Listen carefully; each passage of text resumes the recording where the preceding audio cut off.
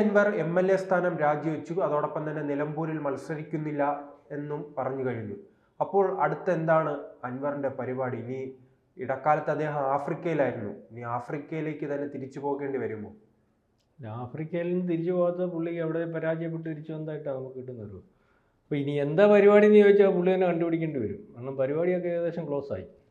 കാരണം അദ്ദേഹം രാജിവെച്ചത് ഏത് സമ്മർദ്ദത്തിൻ്റെ പുറത്താണോ ആരുടെ ഉപദേശത്തിൻ്റെ പുറത്താണോ എന്ന് എനിക്കറിയത്തില്ല. എൻ്റെ ഒരു അഭിപ്രായത്തിൽ അല്ലെങ്കിൽ നമ്മുടെ ഒരു നിരീക്ഷണത്തിൽ അദ്ദേഹം കാണിച്ച ലോകത്തിലെ ഏറ്റവും വലിയ മണ്ടത്തരം തന്നെയാണ്. കാരണം PV അൻവർ എന്ന് പറയുന്ന രാഷ്ട്രീയക്കാരൻ ഇതോടുകൂടി അസ്തമിക്കുകയാണ്. രാജിയോടുകൂടിയെന്നല്ല, PV അൻവറിന് ഇനി കേരള രാഷ്ട്രീയത്തിൽ ഒരു ഗതിയും ഉണ്ടാകും എന്ന് തോന്നുന്നില്ല എന്ന് വിചാരിക്കുന്ന ഒരാളാണ് ഞാൻ. കാരണം PV അൻവർ എന്ന ആളിനെ ക്ലോസ് ചെയ്യുന്നതിന് വേണ്ടി UDFും LDFും ഒരുപോലെ നിന്നു എന്ന് പറയുന്നതാണ് ശരി. കാരണം PV അൻവർ ഈ രാഷ്ട്രീയത്തിൽ വരുന്നതിന് മുമ്പ് അയാൾ UDFുകാരനാണ്. ഒരുപക്ഷെ PV അൻവർ എന്ന് പറയുന്ന ആളിനെ അതിനകത്ത് ഉൾക്കൊള്ളാൻ കഴിയാത്തതും അവർ പൊത്തിപ്പിടിച്ചാൽ അതിനകത്ത് ഇരിക്കാത്തതുമായിട്ടുള്ള ആളായതുകൊണ്ടാണല്ലോ പലവട്ടം അദ്ദേഹം സ്വതന്ത്രമായിട്ട് പലയിടത്തും മത്സരിക്കുന്നു, അദ്ദേഹത്തിൻ്റെ കരുത്ത് കാണിക്കുന്നു. ഇപ്പോൾ അദ്ദേഹം സ്വതന്ത്രമായിട്ട് മത്സരിച്ച് കരുത്ത് കണ്ടപ്പോൾ അയാളുടെ കരുത്തിൻ്റെ കൂടെ അവിടെ LDFിൻ്റെ ഒരു സഹായം കൂടി ഉണ്ടെങ്കിൽ ഒരു MLA ഉണ്ടാവും. അങ്ങനെയേ ചില മണ്ഡലങ്ങളിൽ CPMന് കടന്നു കയറാൻ പറ്റത്തുള്ളൂ എന്ന് കണ്ട് നിലമ്പൂരിൽ മത്സരിപ്പിച്ച് CPM ജയിപ്പിച്ചെടുത്ത ആ ഒരവസരം അൻവർ വളരെ കൃത്യമായിട്ട് കൊണ്ടുപോകണമായിരുന്നു. അൻവർ ആദ്യത്തെ പ്രാവശ്യം മത്സരിക്കുന്നു, അൻവറിൻ്റെ കരുത്തിൻ്റെ കൂടെ ഒരു പ്രത്യേക അല്ലെങ്കിൽ CPM പോലൊരു പാർട്ടി കൂടെ നിന്ന് അദ്ദേഹത്തെ ജയിപ്പിക്കാൻ തയ്യാറാണ്. രണ്ടാമതും അദ്ദേഹം ജയിക്കുന്നു. കാരണം രണ്ടാമത് അദ്ദേഹത്തെ ജയിക്കത്തില്ല, അല്ലെങ്കിൽ അദ്ദേഹത്തിന് ജനമെതിരാണ്, അദ്ദേഹത്തിനെതിരെ വളരെ കൂടുതൽ പ്രചരണവും അഴിമതി ആരോപണവും ഒക്കെ ഉള്ളപ്പോൾ അവിടുത്തെ ജനങ്ങൾ അദ്ദേഹത്തിൻ്റെ കൂടെ നിന്നു. അല്ലെങ്കിൽ കുറേ മാർജിനിൽ അദ്ദേഹം ജയിക്കുന്ന ഒരു അവസ്ഥയുണ്ട്. അദ്ദേഹം ആഫ്രിക്കയിൽ പോകുന്നു, വളരെ കൂടുതൽ സമയം ഇവിടെ ഇല്ലെന്ന് ആരോപണം ഉണ്ടാകുന്നു, പ്രതിപക്ഷം എൻ്റെ പുറകെ നിന്ന് പുള്ളിയെ ഉപദ്രവിക്കാൻ ശ്രമിക്കുന്നു. കാരണം അവരുടെ കയ്യിലിരിക്കുന്ന കൃത്യമായ ഒരു മണ്ഡലമല്ലായിരുന്നു ആ മണ്ഡലത്തിൽ. എന്നിട്ടും അദ്ദേഹം ജയിച്ചില്ലേ? പക്ഷേ പുള്ളി അതിനകത്ത് ഈ ആവശ്യമില്ലാത്തൊരു വാശിക്കാരനെ പോലെ അല്ലെങ്കിൽ ബുദ്ധിയില്ലാത്ത ഒരു രാഷ്ട്രീയക്കാരനെ പോലെ പല ഘട്ടങ്ങളിലും പെരുമാറുന്നൊരവസ്ഥ, അല്ലെങ്കിൽ അദ്ദേഹത്തെ ഏതെങ്കിലും ഒരു അവസരത്തിൽ അദ്ദേഹത്തിന് ചില കുഴപ്പങ്ങൾ അല്ലെങ്കിൽ അദ്ദേഹത്തിൻ്റെ താല്പര്യങ്ങൾ അദ്ദേഹം ഇറിറ്റേറ്റായിട്ട് നിൽക്കുന്ന ഒരു സമയത്ത് അദ്ദേഹത്തെ ഏതെങ്കിലും ആൾക്കാർ എടുത്തു ഉപയോഗിച്ചോ എന്ന് നമുക്ക് തോന്നുന്നൊരവസ്ഥയുണ്ട്. അദ്ദേഹത്തിൻ്റെ വാചകങ്ങൾ നിങ്ങൾ ശ്രദ്ധിച്ചായിരുന്നു? വാചകങ്ങൾ ചിലർ സമൂഹത്തോട് പറയാൻ ഉദ്ദേശിക്കുന്ന വാചകങ്ങൾ, ആ സമൂഹത്തോട് ചിലർ എന്ന് പറയുമ്പോൾ ഈ പറയുന്ന പൊളിറ്റിക്കൽ ഇസ്ലാം, ആ പൊളിറ്റിക്കൽ ഇസ്ലാം പറയാൻ ഉദ്ദേശിക്കുന്ന വാചകങ്ങൾ അദ്ദേഹം ഇപ്പം നിന്ന അല്ലെങ്കിൽ MP MLA ആക്കിയ ആ ഭാഗവുമായിട്ട് എതിർക്കുന്ന സമയം തൊട്ട് ഉപയോഗിച്ച് തുടങ്ങി. അല്ലെങ്കിൽ അദ്ദേഹം ഏതെങ്കിലും ഒരു വാശിയിൽ ചില താല്പര്യങ്ങൾ അദ്ദേഹത്തെ താല്പര്യത്തിന് വിഘ്നം നിൽക്കുന്നത് കൊണ്ടായിരിക്കാം അദ്ദേഹം ഈ പാർട്ടിക്ക് എതിരായി വന്നത്. കാരണം അദ്ദേഹം CPM എന്ന പ്രസ്ഥാനത്തിന് പ്രസ്ഥാനം എപ്പോഴും സാഹചര്യം അനുസരിച്ച് ആൾക്കാരെ ഉപയോഗിച്ചു പോകുന്ന പ്രസ്ഥാനം. എല്ലാ പാർട്ടിയും അങ്ങനെയാണ്, പക്ഷേ CPM പ്രത്യേകിച്ച് അത് ഉപയോഗിക്കാറുണ്ട്. അവിടെ CPMന് ജയിക്കാനുള്ള സാഹചര്യം അൻവറിലൂടെയായിരുന്നു. പക്ഷേ അൻവർ CPMനെ ഉപയോഗിക്കാം എന്ന് ഉദ്ദേശിച്ചിട്ടുണ്ടാവും. പക്ഷേ CPM അൻവറിൻ്റെ ഉദ്ദേശം മനസ്സിലാക്കി അവിടെ CPMന് ദോഷം വരുന്ന അല്ലെങ്കിൽ ഈ അൻവറിനെതിരെ പ്രതിപക്ഷം ഉന്നയിക്കുന്ന ആ ആരോപണങ്ങളെ അങ്ങനെയല്ല എന്നും അൻവറിനെ അനുവദിക്കാതെയും അതിനെ മറികടക്കാൻ വേണ്ടി CPM ശ്രമിച്ചു. അപ്പോൾ അൻവർ ഉദ്ദേശിച്ച കാര്യങ്ങൾ നടക്കാതെയായി. അൻവറിൻ്റെ ബിസിനസ്സുകൾ ബ്ലോക്ക് ആവുന്ന ഒരവസ്ഥ വന്നു.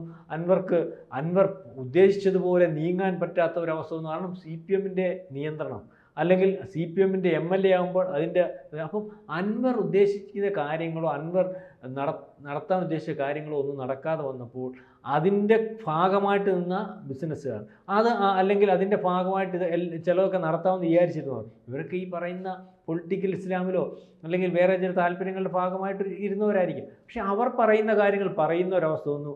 അപ്പോൾ അതിന് മറുപടി പറയുന്ന CPMൻ്റെ മുഖ്യമന്ത്രി മറുപടി പറഞ്ഞപ്പോൾ എല്ലാവരും വിചാരിച്ചു പുള്ളി എന്ത് ഇസ്ലാമിനെതിരെ പറയുകയാണ്. അയാളുടെ മറുപടി കൃത്യമായിട്ട് ആ പാർട്ടിയുടെ താല്പര്യത്തിനനുസരിച്ചും പാർട്ടിക്ക് നാളെ ഗുണം ചെയ്യുന്നതുമായിട്ടുള്ള മറുപടിയായിരുന്നു. ആരും ശ്രദ്ധിച്ചില്ല.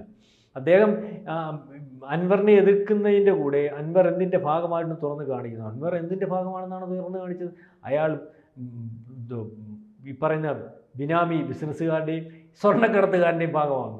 ഈ സ്വർണ്ണക്കടത്ത് അപ്പം അൻവർ മുസ്ലിങ്ങൾക്കെതിരാണെന്ന് പറയുന്നൊരവസ്ഥ വന്നല്ലോ മുഖ്യമന്ത്രിക്കെതിരെ. മുഖ്യമന്ത്രിക്കും തിരിച്ചു പറഞ്ഞു, ഇത് മുസ്ലിങ്ങൾ മൊത്തത്തിലല്ലെങ്കിലും മുസ്ലിങ്ങൾ അല്ലെങ്കിൽ അൻവറിൻ്റെ ഭാഗമായിട്ട് നിന്ന് മുസ്ലിങ്ങൾ, മലപ്പുറത്തെ മുസ്ലിങ്ങൾ എല്ലാമാണ് ഈ പറയുന്ന കള്ളക്കടത്തിൻ്റെയും അല്ലെങ്കിൽ ഈ പറയുന്ന സ്വർണ്ണക്കള്ളക്കടത്തിൻ്റെയും ഒക്കെ കൂടുതലായിട്ടുള്ളത് ലിസ്റ്റ് എടുക്കുമ്പോൾ കേരളത്തിൽ ഇതിൻ്റെ ഭാഗമായിട്ട് നിൽക്കുന്ന വളരെ കൂടുതൽ ആൾക്കാർ അൻവറിൻ്റെ ഭാഗമായിട്ട് നിൽക്കുന്നവരും അൻവർ പറയുന്ന അതേ അർത്ഥത്തിൽ കാര്യം പറയുന്നവരും അൻവർ നല്ലതെന്ന് പറയുന്ന മുസ്ലിം ലീഗിൻ്റെ ഭാഗമായിട്ട് നിൽക്കുന്നവരും ഒക്കെ ആണെന്നുള്ള രീതിയിലേക്ക് വന്നു. അതായത് അൻവർ ഉദ്ദേശിക്കുന്ന മുഖ്യമന്ത്രിയെ RSS ആണെന്ന് തീരുമാനിച്ചും അല്ലെങ്കിൽ RSS ആണെന്ന് കേരളത്തിലുടനീളം ഉയർത്തി പറയാൻ ശ്രമിക്കുമ്പോൾ അത് അങ്ങനെ പറയേണ്ട ഒരവസ്ഥ ആവശ്യമായി വരുന്ന ഒരു ഘട്ടത്തിലായിരുന്നു CPM നിന്നതെന്ന് നമ്മൾ മനസ്സിലാക്കണം.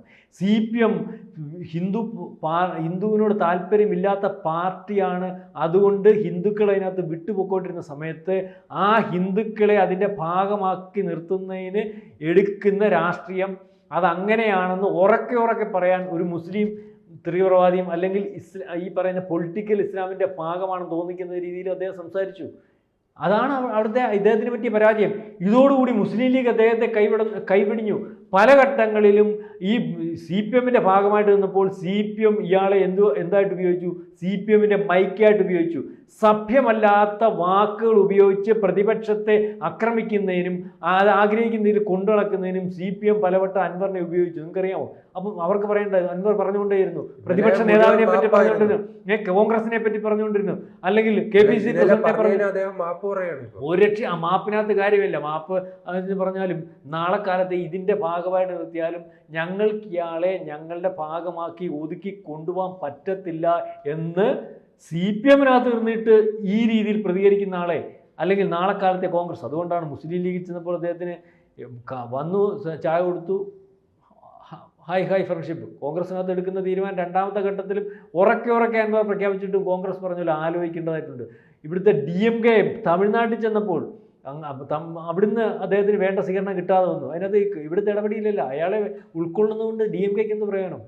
10,000 വോട്ട് മാത്രം കൈമുതലായിട്ടുള്ള ഒരു അൻവർ പരിശോധിച്ചാൽ നമുക്ക് മനസ്സിലാവും. അൻവറിൽ മത്സരിക്കട്ടെ, അൻവർ വലിയ ജനപ്രതിനിധിയും അല്ലെങ്കിൽ അംഗീകാരമുള്ള ആളാണെന്നും അല്ലെങ്കിൽ ഞാൻ വലിയ നേതാവാണെന്നുള്ള രീതിയിൽ ചമയുന്നുണ്ടല്ലോ. അൻവർ ചുണയുണ്ടെങ്കിൽ നാളെ നിലമ്പൂരിൽ മത്സരിച്ച് ഒരു 15,000 വോട്ടിനപ്പുറം അൻവർ മേടിക്കാമെങ്കിൽ അൻവറിനെ നമുക്ക് നേതാവായിട്ട് അംഗീകരിക്കാം. മേടിക്കത്തില്ല. അതുകൊണ്ട് അൻവർ മത്സരിക്കുന്നില്ലെന്ന് പറയുന്നത്. അൻവറിന് മത്സരിക്കാൻ പറ്റത്തില്ല. പക്ഷേ ഇപ്പം ഈ രാജിയുടെ കാര്യം എന്താണെന്ന് അറിയുന്നത് തൃണമൂൽ കോൺഗ്രസ് നേതാവ് പറഞ്ഞതായിരിക്കും, രാജി വെച്ചിട്ട് പാർട്ടിക്കകത്ത് ചേർന്നാൽ മതിയെന്ന്. അല്ലെങ്കിൽ ആ പാർട്ടിയുടെ ഭാഗമായ പാർട്ടിക്കകത്ത് അതിൻ്റെ ഭാഗമാകുമ്പോൾ ഇദ്ദേഹത്തിന് അയോഗ്യത വരും. അപ്പോൾ അതിൻ്റെ ഭാഗമായിട്ട് നിന്നിട്ട് കാര്യങ്ങൾ തീരുമാനിക്കാമെന്ന് രീതി പറഞ്ഞാണ്. കാരണം രീതിക്ക് ഇവിടെ അവർക്കറിയാമല്ലോ, അവരത്ര ദീർഘവീക്ഷണമുള്ള നേതാവെന്നറിയാം. അല്ലെങ്കിൽ നമ്മൾ എന്തൊക്കെ പറയുമ്പോഴും താഴെ തട്ടിൽ നിന്ന് ഒന്നുമില്ലാതെ ആ പാർട്ടിയെ അവിടെ കൊണ്ടുവന്ന് ദേശീയ രാഷ്ട്രീയത്തിൽ ഏറ്റവും പ്രധാനപ്പെട്ട പാർട്ടികളായിട്ട് മത്സരിച്ചിരിക്കുന്ന ആളാണ്. അപ്പോൾ അവർ പറഞ്ഞു കാണും ഇവിടെ അൻവറിനെ കൊണ്ടൊന്നും സാധിക്കത്തില്ല, അൻവർ എടുത്തുകൊണ്ട് വരുന്ന തൃണമൂൽ കോൺഗ്രസ് ഇവിടെ ഒന്നും സാധിക്കാനില്ല. ഇത് തൃണമൂൽ കോൺഗ്രസ് പ്രതീക്ഷിക്കുന്നത് കേരളം, തമിഴ്നാട്, കർണാടക കേരളം, തമിഴ്നാട്, കർണാടക പോയിട്ട് അദ്ദേഹം ഈ നിലപാടുമായിട്ട് ഇവിടെ നിന്ന് MLA സ്ഥാനമായിട്ട് നിന്നായിരുന്നെങ്കിൽ ആ MLA സ്ഥാനം വെച്ചിട്ട് അദ്ദേഹത്തിൻ്റെ ഭാഗത്തുള്ള കുറേ പഞ്ചായത്ത് വാർഡുകളിൽ കുറേ സ്ഥാനാർത്ഥിയെ നിർത്തിയെങ്കിലും ജയിപ്പിച്ചെടുക്കുന്ന ഒരവസ്ഥയിലേക്ക് പ്രയത്നിച്ചുകൊണ്ടായിരുന്നു ഇതിൽ കൂടുതൽ വില അദ്ദേഹത്തിന് കിട്ടിയത്. കാരണം എങ്ങും വേണ്ട. ഇപ്പം ഏറ്റവും അവസാനം ഒരു പാർട്ടി രൂപീകരിച്ചില്ല. ആ പാർട്ടിക്കകത്ത് വേറെ ഒരു പാർട്ടിയുടെ അഫിലിയേഷൻ ഇല്ലെങ്കിൽ പോലും സ്വന്തമായിട്ട് നിന്നിട്ട് ആ MLA സ്ഥാനം കൂടെ പോയപ്പോഴത്തേന് ഇയാളുടെ ആ ഒരു MLA എന്നുള്ള ആ ഇതുപോലും ക്രെഡിബിലിറ്റി പോലും പോയി. മാത്രമല്ല ഈ പറയുന്ന സ്ഥാനാർത്ഥി നിർത്തിയപ്പോൾ ആ സ്ഥാനാർത്ഥി 10,000 വോട്ട് പിടിച്ചില്ലേ? ഒന്നുമല്ലാതെ നിർത്തിയ സ്ഥാനാർത്ഥി പോലും ചേലക്കരയില്ലല്ലേ? ചേലക്കര 10,800 വോട്ടെന്ന് പറയുമ്പം ഈ അപ്പുറത്തെ സ്ഥാനാർത്ഥി 6,800 വോട്ട് പിടിച്ചാൽ അതിനെ മറികടക്കാൻ പറ്റത്തുള്ളൂ. അത് നമ്മൾ മനസ്സിലാക്കണം. അപ്പം ഇദ്ദേഹത്തിൻ്റെ തീരുമാനം ഒരു പക്ഷേ ഇദ്ദേഹത്തെ പലരും തെറ്റിദ്ധരിപ്പിച്ച് അല്ലെങ്കിൽ ആരുടെയെങ്കിലും പൊളിറ്റിക്കൽ ഇസ്ലാം അല്ലെങ്കിൽ SDP അതുപോലുള്ള സംഘടനകളാണെങ്കിൽ അവർക്ക് പറയാനുള്ള കാര്യങ്ങൾ അവർ പറയിച്ചു. അവർ പറയുമ്പോൾ അൻവർ വേണേൽ ഞങ്ങളുടെ കൂടെ പോകുന്നത് പോരെ. പക്ഷേ അൻവറിന് ചെല്ലാൻ പറ്റത്തില്ലല്ലോ. അൻവർ അതിന് ഈ PFIക്കാരുടെ കൂടെയോ അല്ലെങ്കിൽ SDPIക്കാരുടെ കൂടെയോ പരസ്യമായിട്ട് പോയാൽ അവർ സ്വാഗതം ചെയ്യുമായിരിക്കും. പക്ഷേ അൻവറിൻ്റെ കരിയർ അവിടെ പോകും. ഏതായാലും അൻവറിനെ കൊണ്ട് പറയിച്ചതും അൻവർ എടുത്ത രാഷ്ട്രീയവും ഇവിടെ കേരളത്തിൽ ഒരു പ്രത്യേകതയുണ്ട്. UDFും LDFും തമ്മിൽ ഒരു പരസ്പര ധാരണയോടുകൂടി പോകുന്നതായിട്ട് പല ഘട്ടങ്ങളിൽ നമുക്ക് തോന്നുന്നുണ്ട്. ഒന്നുകിൽ LDF അല്ലെ UDF. അതിനകത്ത് അൻവർ എന്ന് പറയുന്ന ഒരു രാഷ്ട്രീയക്കാരനെ ഇല്ലായ്മ ചെയ്യുന്നതിന് ഇവരുടെ രണ്ടുപേരുടെയും താല്പര്യങ്ങൾ സംരക്ഷിക്കപ്പെട്ടതിന് അറിയാതെയെങ്കിലും അൻവർ വീണുപോയിട്ടുണ്ട്. അൻവർ എന്ന് പറയുന്ന രാഷ്ട്രീയക്കാരൻ ഇതുപോലെ അവസാനിക്കുന്ന ഒരവസ്ഥയുണ്ട്. ഇതുപോലെ അവസാനിക്കുന്ന ഒരു രാഷ്ട്രീയക്കാരൻ ഇതിനു മുമ്പ് ഇതിനകത്ത് വന്നിട്ടുണ്ട്. അദ്ദേഹത്തിന് സാമ്പത്തിക ലാഭം ഉണ്ടായിട്ടുണ്ടെന്ന് എനിക്ക് സന്ദീപ് വാര്യർ. പക്ഷേ അതുപോലെ സന്ദീപ് വാര്യർ BJPക്കകത്ത് തോന്നുന്നു കോൺഗ്രസിനകത്ത് തോന്നുന്നു കോൺഗ്രസിനകത്ത് എന്തെങ്കിലുമൊക്കെ നേടും എന്നുള്ള രീതിയിലേക്ക് വരികയും, പക്ഷേ അദ്ദേഹത്തെയും ഈ പൊളിറ്റിക്കൽ ഇസ്ലാം അല്ലെങ്കിൽ അവരുടെ താല്പര്യങ്ങൾ അവർക്ക് പറയേണ്ട കാര്യങ്ങൾ വളരെ കൃത്യമായിട്ട് പറയിക്കുന്നതിന് അവർ സാധിച്ചിട്ടുണ്ട്. നാളെ കാലത്തെ കോൺഗ്രസിനകത്ത് ഈ നിങ്ങൾ ഉദ്ദേശിക്കുന്ന ഒരു രാഷ്ട്രീയ ഭാവിയൊന്നും സന്ദീപ് വാര്യർ ഉണ്ടാകത്തില്ല. സന്ദീപ് വാര്യർ ഇങ്ങനെ കോൺഗ്രസിൻ്റെ ഭാഗമായിട്ട് മുന്നോട്ട് പോകും. പക്ഷേ സന്ദീപ് വാര്യർ വേറെ എന്തൊക്കെയോ ലാഭം ഉണ്ടാക്കിയിട്ടുണ്ട് എന്ന് നമുക്ക് ചില വാർത്തകൾ, വ്യക്തതയില്ല വാർത്തകളിൽ കൂടി വരുന്നുണ്ട്. പക്ഷേ അൻവറിൻ്റെ കാര്യം അങ്ങനെയല്ല. അൻവർ അറിയാതെ അല്ലെങ്കിലും CPM-ൻ്റെ ആവശ്യമായിട്ട് വന്ന അല്ലെങ്കിൽ കടന്നുകയറ്റത്തിന് വേണ്ടി വന്ന് അവിടുന്ന് MLA ആയി വന്ന ഒരാളാണ്. അദ്ദേഹം സൈലൻ്റായിട്ട് പോയിരുന്നെങ്കിൽ നാളെ കാലത്തെ അടുത്ത 5 കൊല്ലമെങ്കിൽ അല്ലെങ്കിൽ അതിനപ്പുറം അദ്ദേഹത്തെ ഒരു മന്ത്രിയൊക്കെ ആയിട്ട് വരുന്ന ഒരു അവസ്ഥയിലേക്ക് കാര്യങ്ങൾ പോയതിന് എടുത്തിയാട്ടം കൊണ്ട് അൻവറിൻ്റെ രാഷ്ട്രീയ ഭാവി തീർന്ന ഒരു കാര്യമായിട്ടാണ് നമുക്ക് കാണാൻ സാധിക്കുക. അൻവർ ഇനിയും കേരള രാഷ്ട്രീയത്തിൽ നിന്നല്ല, ദേശീയ രാഷ്ട്രീയത്തിൽ നിന്നല്ല, ഒന്നും ആവത്തില്ല. ചിലരൊക്കെ പറയുന്നുണ്ട് അദ്ദേഹം രാജ്യസഭയിലും വരത്തില്ല, ഒന്നും ആവാനുള്ളൊരവസ്ഥ അദ്ദേഹത്തിൻ്റെ രാഷ്ട്രീയ ഭാവി ഇനിയും കാണുന്നില്ല.